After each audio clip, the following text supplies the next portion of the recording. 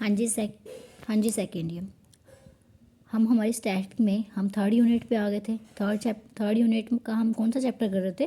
Force in three dimensions. उसमें हमने theorem करी थी, इससे पहले एक थ्योरम करी थी जहाँ पे हमने क्या करा था, बहुत सारे फोर्सेस को एक सिंगल में कैसे चेंज करा था, कपल ऑफ मोमेंट में, और सिंगल रिजल्टेंट में कैसे कन्वर्ट करा था। अब हमारी नेक्स्ट है पॉइंजर थ्योरम, पॉइंजर सेंट्रल एक्सिस। उससे पहले दो डेफिनेशंस हैं, तीन डेफिनेशन एक्चुअल में, स्क्रू की, रेंचेस की और पॉइंजर्ट की, सेंट्रल एक्सिस की। बट हमारी ये दो ही हैं इंपॉर्टेंट जो हमें यूज़ आएंगे। स्क्रू हमारे सिलेबस में अभी नहीं करना, हमें इसका यूज़ नहीं है। तो पहले इस पॉइंजर्ट सेंट्रल एक्सिस क्या बोलती है? If a system of forces is reduced to a single force R and a single couple force, that axis of a couple is coincident with the line of action of force R, then that line is called central axis. मतलब क्या है यहाँ पे? Result जो हमारा resultant था और central of moment थी जो, उसके बीच में एंगल कोई थीटा था। अब ये पॉइजन सेंट्रल एक्सिस बोल रही है कि जब हमारे रिजल्टेंट भी यहीं लाई करे और मोमेंट भी यहीं पे लाई करे, एक ही एक्सिस हो, इन दोनों पे कोइंसिडेंट कर जाए, दोनों एक ही लाइन पे आ जाए, तो ये जो एक्सिस होगी इसको बोलेंगे हम सेंट्रल एक्सिस।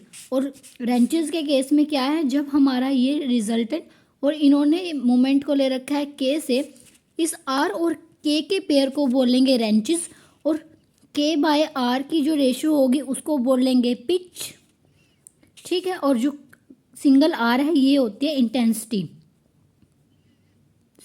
ऑफ रेंच, ठीक है।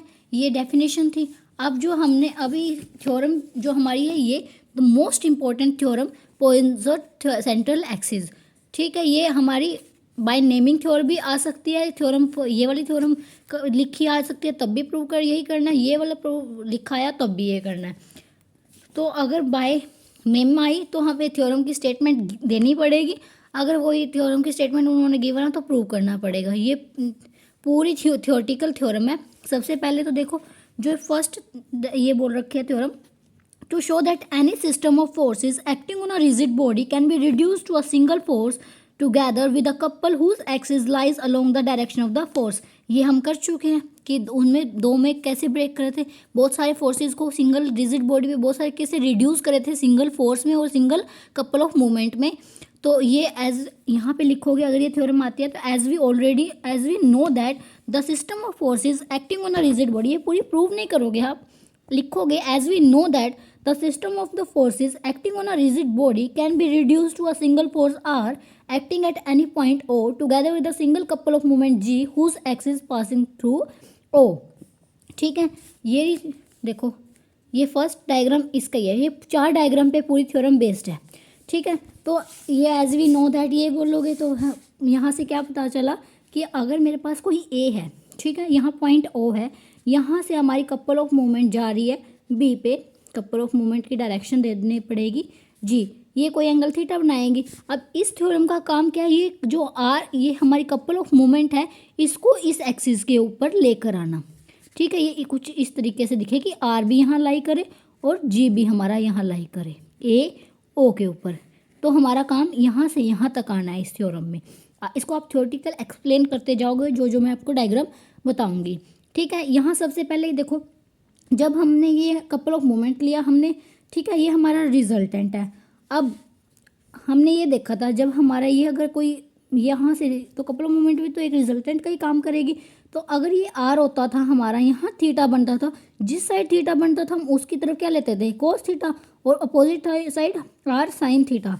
तो हमारा जो ये डायग्राम है, अब यहाँ डायग्राम से देख दो, यहाँ इन्होंने ए ले रखा है, ठीक है, यहाँ हमारा ओ पॉइंट है, यहाँ हमारा कपल ऑफ मोमेंट था B point O B O पे जी पे, ठीक है। अब इसको इस कपल ऑफ मोमेंट को रिजोल्व कर लिया तो कैसे रिजोल्व होगा, ठीक है।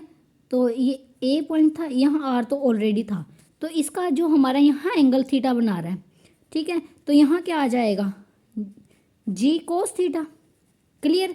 और इसके कहीं अपोजिट में क्या आएगा, जी साइन थीटा, ठीक है। यहाँ तक बात क्लियर।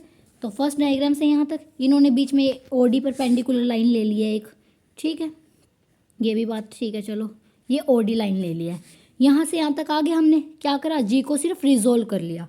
अब रिजोल्व कर लिया, उसके बाद क्या करना है, अभी भी हमारा चलो आर और जी तो कपल और रिजल्टेंट तो हमारा एक जगह पे आ गया, फोर्स और हमारा जो कपल ऑफ मोमेंट वो तो एक पे आ गया, बट अब ये एक्स्ट्रा है।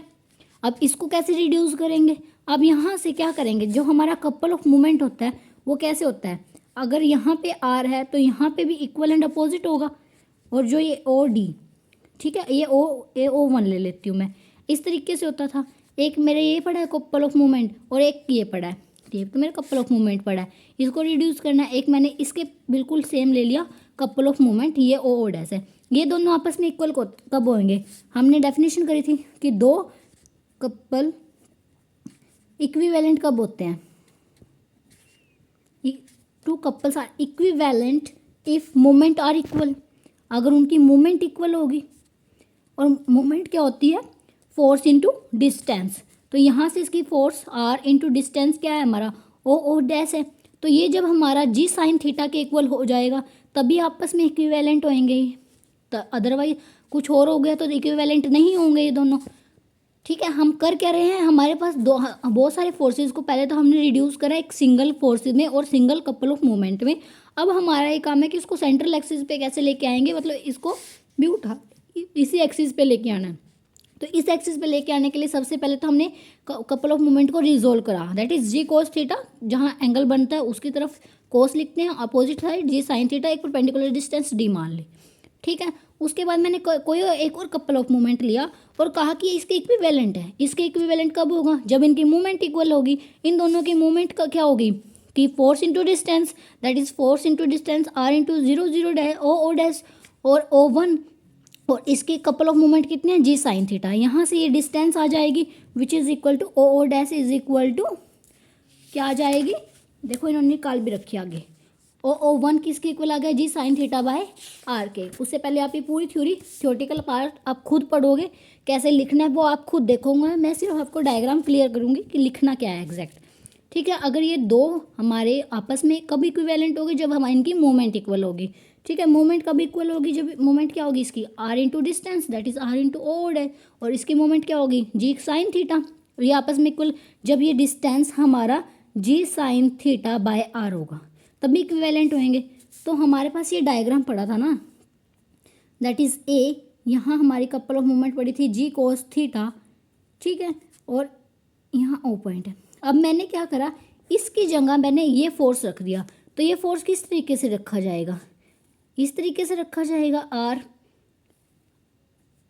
आर, इसका नाम दे दिया ए डैश, यहाँ ये O1, ठीक है, यहाँ तक बात क्लियर हुई। ये ओ है, ये बड़ा हमारा ओ चल रहा था, ये O1 आ गया। ठीक है, यहाँ कोई आगे ये वाला डी पॉइंट यहाँ पड़ा कहीं, ये डिस्टेंस कितनी होनी चाहिए, ये डिस्टेंस कितनी होनी चाहिए, अगर मैं इसकी जगह रखूँगी तो ये distance obviously G sine theta by R है। ठीक है, ये डिस्टेंस तभी यहाँ ये पुट कर सकती हूँ मैं, क्योंकि ये दोनों आपस में इक्वल है, तो इसकी जगह मैंने ये पुट कर दिया। अब अभी भी हमारा रिड्यूस नहीं हुआ। अब ये देखो, इसके बाद इक्वल एंड अपोजिट, यहाँ पे जी साइन कोस थीटा भी पड़ा है, आर भी पड़ा है। अब यहाँ देखो आर इधर भी पड़ा, इक्वल एंड अपोजिट है, दोनों एक दूसरे को रिमूव कर देंगे, दोनों एक दूसरे को इक्विवेलेंट कर देंगे, तो ये वाली रो तो हमारी फिनिश हो जाएगी। तो बचेगा क्या हमारे पास, कुछ इस तरीके से कि यहाँ हमारा आर पड़ा है ए डैश पॉइंट पे, यहाँ ए पॉइंट पे सिर्फ क्या बच गया जी कोस थीटा। ठीक है, यहाँ O1 है, ये O है, बात क्लियर हुई। अब ये देखो कपल ऑफ मोमेंट ये आपस में इक्वल क्यों है, अगर मैं इसको रिड्यूस करके सिंपल ये ले लेती हूँ, मतलब यहाँ पे ये एक लाइन में कैसे कन्वर्ट हो गया। अब ये देखो, ये जी कोस थीटा हो गया हमारा चेंज, ए डैश ओ डैश, क्यों, क्योंकि ये दोनों आपस में एक इस तरफ एक ही डायरेक्शन में है। तो मैं इसको कंबाइन करके ये, आप इसको यहाँ भी छोड़ सकते हो और इसको यहाँ पे भी एक ही बात है, दोनों इक्विवेलेंट है, तो मैंने चेंज कर दिया। ठीक है, तो यही हमें प्रूव करना था कि हमारे जो रिड्यूस करना था हमें किसको, रेंचेस में रिड्यूस करना था, या फिर बोल लो कि जो हमारे सिंगल फोर्स और कपल ऑफ मोमेंट थी उसको एक ही एक्सिस पे कोइंसाइड कराना था, यही हमारा काम था। यहाँ से इस स्टेप तक आने के जो भी हमने अभी तक बोला है उसको आप थ्योरी में लिखोगे कि मैंने ये वाली लिया, यहाँ पे फर्स्ट फिगर के बारे में बताया, देन ये इसको रिजोल्व करा है इस सेकंड फिगर के अंदर। रिजोल्व करने के बाद एक और नया मैंने कपल ऑफ मोमेंट एक्सप्लेन करा है। ये इसके इक्विवेलेंट कब होगा, जब इनकी डिस्टेंस इक्वल हो, मतलब इनकी मूवमेंट इक्वल होगी। मूवमेंट कब इक्वल होगी, जब ये distance G sine theta by R के इक्वल होगा। तो ये मैंने मान ली जी साइन थीटा आर है, ये दो यहाँ पे मैंने इसको जी साइन थीटा को रिड्यूस करके मैंने आर और आर ले लिया। यहाँ पे नए इस तरीके से कपल ऑफ मोमेंट ड्रॉ कर दी। यहाँ से इक्वल एंड अपोजिट है तो एक दूसरे को कट कर देंगे तो सिर्फ इस टाइप का बचेगा। तो एक ही डायरेक्शन में है तो ये भी इस पे लाई कर सकती है। तो आर और जी एक ही एक्सिस पे लाई कर गए। तो यही हमें प्रूव करना था इसमें थ्योरम में।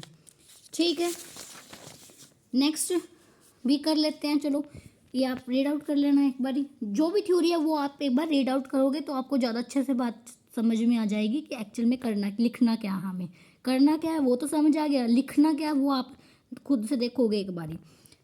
To determine the condition in order that the general system of force in space reduce to a single force. अब मेरा काम है कि इस जी को भी रिड्यूस करना, मूवमेंट को रिड्यूस करना। मूवमेंट को रिड्यूस करना मतलब थीटा पे कोई रिस्ट्रिक्शंस आएंगी। अब थीटा पे रिस्ट्रिक्शंस लेने के लिए क्या करा, मेरे पास ये जो आई थी उसके डायरेक्शन कोसाइन क्या थे, X by R, Y by R, Z by R. और जो हमारी लाइन है ओ डी, ठीक है, उसके डायरेक्शन कोसाइन क्या आ गए, L by G, M by G, N by G. मैंने बोला ये परपेंडिकुलर है, ठीक है। उससे पहले कोस थीटा की वैल्यू क्या होती है, दोनों डायरेक्शन कोसाइन के multiple, L L one, M M one, N N one. ठीक है, इनकी मल्टीप्लिकेशन करके वैल्यू पुट कर दी, यहाँ से एक कंडीशन आ गई। ठीक है, ये आपस में 90 डिग्री कब बनाएंगे, ठीक है, ये एक दूसरे के साथ 90 डिग्री कब बनाएंगे। कोस 9 थीटा को मैंने जीरो कर दिया। अगर मैं कोस को जीरो कर देती हूँ मतलब जी भी रिड्यूस हो जाएगा, सिंगल आर बचेगा। हमारा काम था जी को रिड्यूस करना।